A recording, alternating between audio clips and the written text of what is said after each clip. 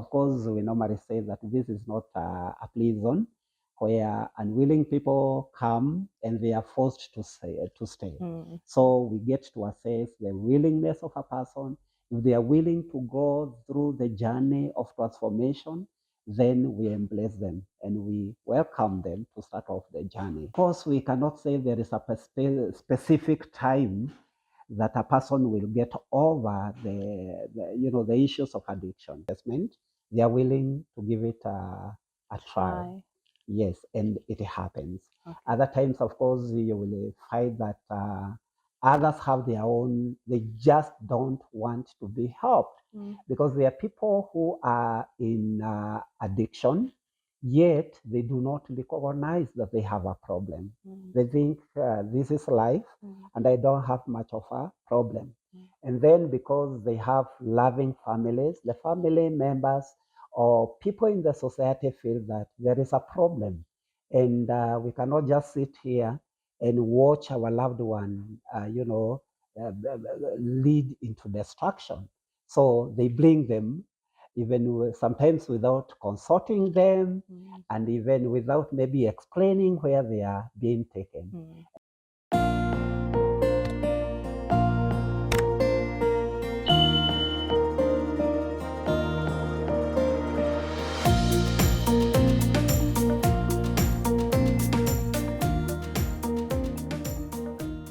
Hi there, good morning. Welcome to Kwanza Show with me, Akengo Omusali.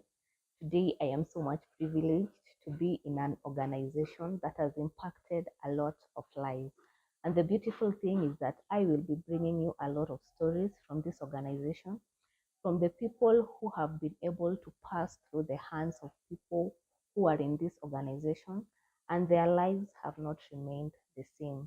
And for me, I usually say that the most beautiful thing in my heart is knowing that I lived life and I was able to impact somebody else's life. So without any further ado, I will allow my guests for today's conversation to introduce themselves and tell you more about this organization. Yeah, thank you so much. It's good to have me here. Thank you so much even for the opportunity and for letting me interact with the people who are in here. They have been so kind to me, and also thank you for the grace that you as a person has extended to me. So you can kindly introduce yourself to my viewers. Thank you so much, viewers. My name is Pastor Sammy Wazo, and I'm a pastor and counselor at Teen Challenge, which is a faith-based rehabilitation center for people with the life-controlling issues that includes alcohol, drugs, and others, including behavioral addiction. Thank you so much, Pastor Sammy. Thank you for the good and the amazing work that you're doing in here, because I have really witnessed the kind of work that you're doing. Thank you. So maybe you say that Teen Challenge is a faith-based organization, right? Yes. Maybe somebody else anajaribu kushangaa, what really does a faith-based organization mean? Maybe you can elaborate. Okay, by faith-based, we mean that Christ is at the center. And I know that we have many models of rehabilitation, but this is very unique because we bring Christ in the picture so that the journey of transformation from addiction can be whole and complete. And this means that when we talk about faith-based, we are more of a discipleship program because we target on touching the inner person so that we may be able to reach out on the issues that brings people into that level of being in addiction. So until you touch the inner person, the inner person is changed, is transformed, then we may struggle so much to see any change happening in a person's life. Sure. So what is the criteria when somebody gets in through that gate? What is the criteria that you use to ensure that now this is the person that we are selecting to run for a certain period of time in this organization? What normally we do when people come into this place, first of all, we do assessment. And this is actually to get the background information of the individual. We hear their story and the journey of their addiction. In this way, we are able to assess the level of addiction in their lives. And also, we get to know what could be the underlying factors because people come, of course, with the issue that they are coming for rehabilitation because they have a problem with alcohol or any other drugs. But at times during this assessment, we normally find that it's more than the addiction of alcohol and drugs. So we do the assessment, that is an interview. We interview the person where we hear their stories, their struggles, what they've been using, when they started using, maybe even the cause, what led to them starting using. And also we hear about how has that really messed up their lives.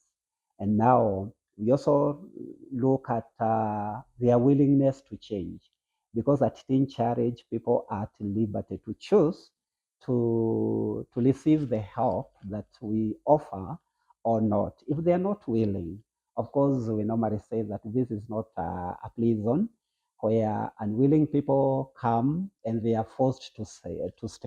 So we get to assess the willingness of a person. If they are willing to go through the journey of transformation, then we embrace them and we welcome them to start off the journey. And we start the journey together with them. Okay. Yes. So how long does this journey take? The journey of transformation maybe, of course, we cannot say there is a specific time that a person will get over the issues of addiction. But because this is an institution, we cannot hold people here forever. Yes. So we have a time limit of 12 months. That adds up to 1 year. So our program is basically a 1 year program. And what happens if within these 12 months, the person that you've hosted, you can see they have you in Kwanza, have you gotten any cases of within the 12 months the person has not gone through any kind of transformation? When we say any kind of transformation, means nothing has happened in their life. Yes. And I would say no. Okay. Yes. Okay. Because I wanted to ask what happens if it is in 12 months time and the person has not completely changed, or you can see that there is no any kind of change that has gone on in their life, that you've answered me that. Then you said that a person has to be willing for them to go through this program, and then if they are willing, you assess underlying factors. How do you assess if this person is willing or not? During our assessment, of course, you will note a person's willingness through their attitude. Okay. Yeah, because you will note even how they are responding. They will say that sometimes because this is done through the counseling program, and we do that individually in the absence of the people who brought them. Okay. So yes, so it is a confidential conversation when the assessment is being done. So we allow the individual to be very open, and therefore they can say that I'm not willing to be in this place. And then when such a person discloses that they are not willing to be at the rehabilitation center, we try to explore what could be the reason behind. And of course, there are those who will say that I know what it means to be in a rehabilitation, the stigma associated with being in a rehabilitation center. And others may not have varied reasons as to why they don't want to be. And when we sit down and we discuss the result and what is expected of them, of course, we help them to remove any bad attitude towards being in a program like this. And there are those who come unwilling, but finally, after the session, the assessment, they are willing to give it a try. Yes, and it happens. Okay. Other times, of course, you will find that others have their own, they just don't want to be helped because there are people who are in addiction, yet they do not recognize that they have a problem. They think this is life and I don't have much of a problem. And then because they have loving families, the family members or people in the society feel that there is a problem and we cannot just sit here and watch our loved one, lead into destruction. So they bring them, even sometimes without consulting them, and even without maybe explaining where they are being taken. And of course, there are those, they just say, I don't need any help. And if a person says that they do not need any help, and we explain why being in this place will be beneficial to them, and they are still reluctant, we allow them to go. Okay. Yes. That is very meaningful. And then you said you are able to assess the underlying issues. And in my mind, I know that you've interacted with most of these people very many times. Maybe you can just highlight what exactly do we mean by, yes, you have an addiction, but you have underlying issues. What exactly are underlying issues? I would say that there are so many causes for people to be in addiction. Of course, it could be that one may get into addiction because the family was exposed to use of alcohol, maybe or other drugs within the family setup. And so there are others, of course, who got into addiction as a result of maybe the company they kept, the peer pressure and all that. But there are people who get into addiction because they thought that doing drugs or getting into using alcohol would help them to solve certain problems. You know, like for example, there are people who may have an issue with their self-image. You know, their esteem is low. Yes. They are lost in a world of their own, and for them to feel like normal, they enter into drug use. There are those maybe who, because of some events in their lives, others are through trauma, others could be as a result of, loss, maybe of a family, loss of a job, broken relationships. Yes. And maybe feeling that they are not doing well in life, and this may lead them into using drugs so that they may feel good about themselves. Okay. So these issues that maybe could have led to that, maybe the underlying factors why people are using drugs. Okay. Now I have understood. So within this period of 12 months, how much does the organization charge? Okay, to be in a place of this, which is residential, of course, they need to eat, they need to, we have, bills to pay and all that. They eat here. And we have also members of the staff, so it means that we need money. Yes. And as a result of this, we do charge. Currently, with the current economy, we are charging 40,000 per month. Okay. Yes. Okay. Now I understand. And then what happens if someone has come in, maybe they are willing and they are not able to pay this amount for the whole period of time? What happens in such cases? What happens is that the issue of payment of fees is never discussed with the students. So the Okay. students, we leave that to the people who are sponsoring them or their guardians or their family members. And we allow actually the families or the people who are paying fees to pay the much that they can be able to pay. And therefore, if for the first month, maybe they pay the 40,000, the second month they are unable to pay the whole 40, we give them time. And since the program runs, of course, throughout the 12 months, they have time to keep on paying as much as they are able to do.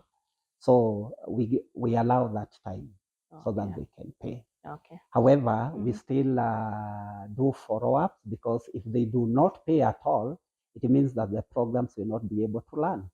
Because the student who is here will be eating, will be fed, all the personal effects will be supplied to them, so it will be difficult. Yeah. Okay. And then have you had cases of individuals who are coming in and they say they are willing, but after some time they are unable to complete the program wanatoroka? Okay. Saying that maybe they were unable and they ran away, we don't have such a case. That they ran away as a result of lack of finances. Teen Challenge has the human side of it, being a Christian facility. And we have had students who have been fully sponsored by Teen Challenge. They come in, they pay nothing. Yet they go through the program, they enjoy all the resources that we have. So we have the human phase that we cannot send a student away just because they didn't pay. However, you will find that there are people, however, because when the window is open, there are people who may take advantage. So there are people who have come with families who can pay, but they are reluctant to pay. When that comes and we see there is unwillingness to pay, then we have to allow the student to leave the program. Okay. Yeah. Okay, you've answered from a different part. I've gotten that part, but what I was really asking is students who come in and they say they are willing to go through the program. Yes. You said the program runs for 12 months. Yes. Then the third month or the fourth month, this person is like, I do not want to be here anymore. Anatoroka mwenyewe. Okay. Yeah. Have you had such cases? Yes, of course we have had. Okay. We have had students who come today, but tomorrow they run away. Yes. But in most cases, you will find that those who run away are students who have been forced into the program. Okay. They are not willing at all. But the family has no other, they don't have anything else to do but to have them. They are forced to be transformed. And therefore, we have had such cases happening. We also have had situations where a student comes to the program knowing very well that they have to be here for 12 months, but at third month or fifth month, they decide to quit. And they have varied reasons to choose that way. And after talking to them, and they still insist of leaving, we allow them because we cannot hold them here against their will. Yes. Yeah. So if this student goes, do they have a chance of coming back, realizing, oh, I went and maybe what I did was a mistake. Let me just come back and enroll once again and finish the program. Do you accept them back? Of course we do. Okay. We do allow them to come back. Now, but the catch here is if you go out there, you spend more than maybe a month without coming back, the moment you decide to come, you will start afresh. Oh, okay. So if maybe you had done, say, 3 months or 5 months, that will be lost. You will start afresh and start to do the 12-month journey. So maybe in a summary, you can tell us what goes on in here. What do they do? Maybe on a daily or weekly basis, just a summary. Okay. We have a variety of activities that happens here at Teen Challenge. One thing is that we are helping these individuals to go back to a normal kind of life, and also to bring a continuation of how one needs to live their own life. We have a timetable that really directs the events and the activities of the day. And a normal day will look like this, that they normally wake up at 6 in the morning. And the first thing they do is to have personal devotions. So they have a 30 minutes devotion time. And thereafter, they engage in chores. So they have every person or individual is assigned certain areas to do the chores. It could be maybe the toilets, they do the cleaning themselves, the compound, cleaning the compound. We have their sleeping areas, the rooms, and every individual has an area or a type of chores that they do. Then after that, they do the wash up, and then they take breakfast by 7. And they have other types, of course, to do a few things on their own. And from 8:30, we all come together for the chapel time. This is the time that we all join together for worship and also singing praises to God. And also we hear the word of God that is shared by either staff member of or rather a guest who has been invited. After that, they have a short break, and then they have a choir session. We believe we do choir sessions from Monday to Friday, and we believe that music has a way of getting into a person's life. Yes. And of course, we use music for therapy. And we believe also that men can sing. So they learn new music. They are taught. We have a music director that takes them through that. And this goes for almost, at most, less than an hour, 45 minutes. Then after that, they engage in work experience. Work experience is where we allow the children, the students, to be involved in physical work. So they may do gardening, they may do maybe, cutting short the glass is allowed. They may do, others may be assigned to tend to the chicken. And we mean they have to engage and to develop an attitude for work and also to learn, work ethics that they need. If at all they need to be productive in life, they have to work. And this is actually to move them from where they were, because most addicts, you'll find them, they want to drink, they want to eat, yet they don't want to be productive. They don't want to work. Yeah. So it helps them actually to know that they have to work. After that, of course, they have lunch. And then in the afternoon, we have classes for what we call group studies for new life. We have a teacher who is a staff who takes them through the class. And then if it is on Mondays, we have a group therapy in the afternoon. And if it is on Friday, they have the whole afternoon, they have recreation. Recreation does not mean that you sit down and maybe you go to bed and sleep. You have to be, it's recreation. You have to be involved in different activities.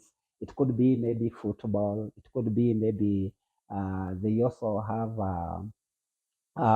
indoor activities. We have also a gym that they go and, Yeah. they stretch their muscles and all that.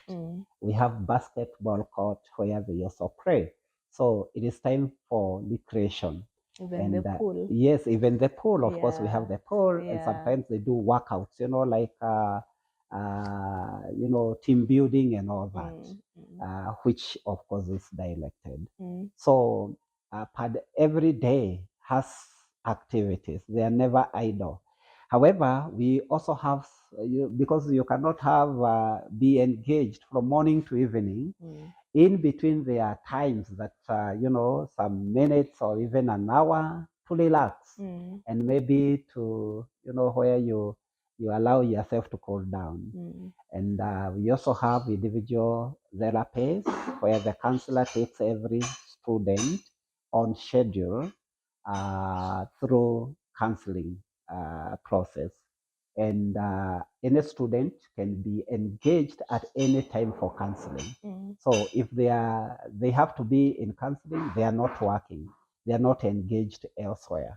And this keeps on going, and this turns to months, and months to a whole To a 1 year. whole year. I Yes. get it. Now, Pastor, this is for you. Like, I'm thinking of another word to use. I don't know. Maybe you are the caregivers of these people when they get in.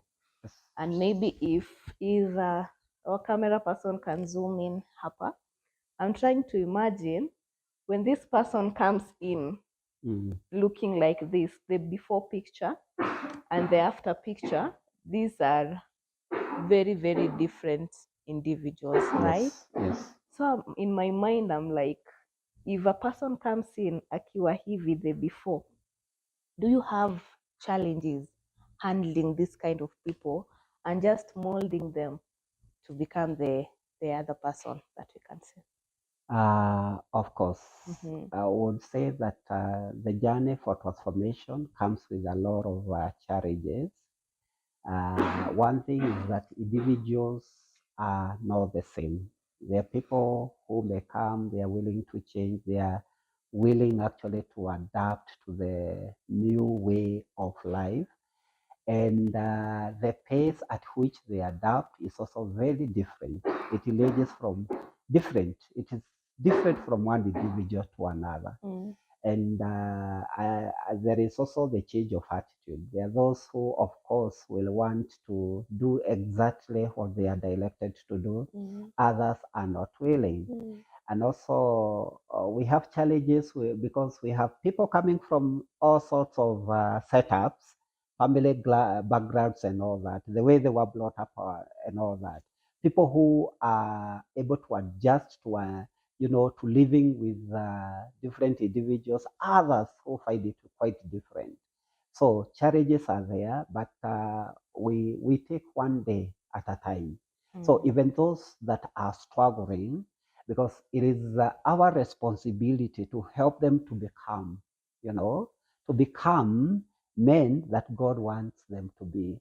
So it doesn't just happen, like Baramoja. So you need to work with that individual. One thing is that we know all persons are very unique in their own way, and we treat each individual with their own uniqueness. So whether they have challenges, we have to embrace them and to work with them. Thank you so much for the good work that you're doing. Honestly, I've interacted with the boys in this organization, and I can really, really attest that you're doing a very, very good job. God has granted you that grace to just change these people's life, and thank you for loving them. Thank you. They are really saying about kupendwa, wamependwa vizuri wakiwa huku ndani, and that means a lot. Yes. So maybe as we wind up, you can tell people where they can find you. Maybe if someone has their person and they're willing to bring them to the organization, you can talk to them. Yeah, thank you so much, fellow viewers. And as I say, this is Teen Challenge of Kenya, because this is a global organization. We are in more than 140 countries. In Kenya, we are found in 2 locations. Here, we are in Nakuru County, Pipeline area, at a place called JB. On your way to Mzee Wanyama, you will find Teen Challenge around that area. We also have 2 centers in Kiambu at a place called Mushrooms. We have 2 centers, one for men and another one for the ladies. So you are most welcome to come and visit our facilities. And if you have a loved one, or you could be struggling with any kind of addiction, life controlling issues, we are ready to receive you and to help you become the person that you would desire to become. So you are most welcome, and thank you. Okay. Do you have any contacts? How can they reach you out? Yes, we have our contacts for the Teen Challenge in Nakuru. Our contacts are 0713 908 708. Thank you so much, Pasi, for your time. Thank you for having me in this beautiful and amazing organization where you're really impacting lives. Thank you. May God keep on granting you that grace, because I know it needs a lot of grace to impact somebody else's life. Thank you so much. Yes, you're And you're welcome. most welcome. Okay, thank you. And to my viewers, thank you so much for your time. I'll be bringing you amazing, amazing stories from the people who have gone through this organization. And I want to tell you for sure, the testimonies are great. And I hope they really, really bless you. So until next time, bye-bye.